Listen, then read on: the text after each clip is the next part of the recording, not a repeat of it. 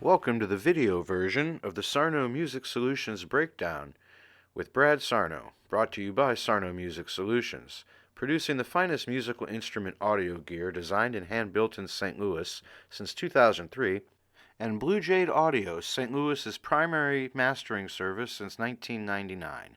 Today, Brad and I are going to take a few minutes and talk about miking guitars in an acoustic setting. All right, welcome back, Brad. How are you this week? Doing pretty good, Rob. All right, I'm so glad to have you. I appreciate you taking the time each week. But what about when you're doing an acoustic setup, like the Radio City shows in 1980? Um, I know firsthand from our band dealing with it. Miking acoustic instruments is completely different, and it can be really problematic, especially with guitars. Are there any special techniques that go into keeping the feedback away? Yeah, acoustic amplification is one of the most difficult things. It's easier if you have a silent audience because you don't have to be as loud, you don't have to compete. But as soon as if you put a mic on an acoustic, by the time you get it loud enough, that mic is going to be feeding back, especially in the low end. And so I love the Grateful Dead stuff from that Radio City era because they did it. That was the high end pro approach. Um, And the trick is you combine a pickup with a microphone. And the problem with the pickups, although they've gotten a lot better in recent years, but they tend to sound kind of harsh in the treble. But they do good bass and they don't feed back in the bass. So what they like to do is use the pickup for the low end of the sound. And then you dump all the highs out of that signal. And then you use a microphone to catch the nice, natural, crispy highs of the acoustic, but you dump all the lows out of the mic so it won't feed back. And then you blend those two really well and you get a good sound.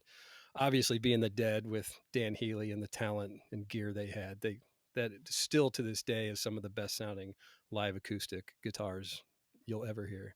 Rob and Jeff, like when we do acoustic shows, it always comes up. It's because the feedback with the volume thing. Rob and Jeff both have like these rubber caps that they put over the sound hole. Right. What does that do?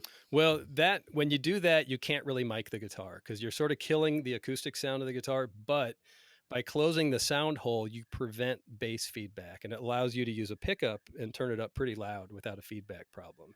So they're probably using that when we don't use a mic and they're just running the guitar, the pickup, and that's Right. where we're getting all the signal from that. Exactly. And in out of practicality, the world really has migrated to just using a pickup for the most part and putting those feedback busters in the sound holes. EQ solves everything, Well, what's crazy is it's even though the actually sound man doesn't want you to use it. well, yeah, I mean, what Dan Healy's rule? What do you say? EQ is your enemy. Avoid it. Right. Only use it when you have to.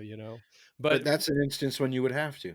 kind of. But what's interesting about the new tech is it uses this.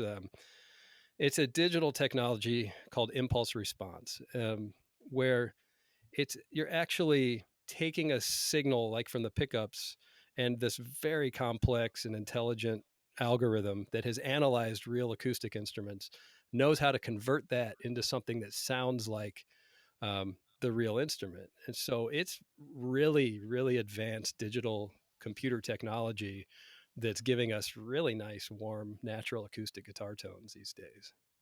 That's great. So it's getting easier to do it in theory than it M- used to be. much easier. Yeah.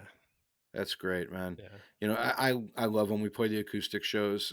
It's a different approach to the music. First of all, it's a lot quieter, which is always really nice. But every sound check, we deal with all that stuff. Yeah, it's the nature of the beast. I mean, acoustic, it's a big hollow box. It's, all the sound on stage is gonna want to make it feedback. And so Right, fighting the feedback without killing the tone is really the trick. right on. Yeah. Well, this was a good one because I learned a lot today. I hope you all out there are learning something, but it's nice when I can learn something along the way. So, as always, my friend, thank you very much for being here, and stay safe and well. And we will talk again very soon. Sounds good, Rob. Good talking to you. All right, take care, Brad. See you. And here are a few short outtakes from my conversation with Brad where he talks about some more high end guitar gear. And what's kind of fun is there's a company makes really cool pedals called Pigtronics, and Bob Weir plays a couple of their pedals, and they worked together and came out with a pedal called the Real Deal, and It's a pedal that does this thing I just described. It actually, you plug in a pickup and a microphone, and it automatically does that to each channel, and then you have an output that you can send to a mixer, and it's a blend of the pickup and the mic, and it's pretty cool tool.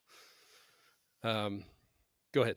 Pickups have gotten better. There's a lot of modern electronics. Fishman and some others make it that can take that kind of harsh, fake sound of a pickup and convert it um, to something really natural and acoustic. So the tech has really evolved quite a bit, allowing us to just use a pickup, get plenty loud for a rock concert, and sound pretty damn authentic.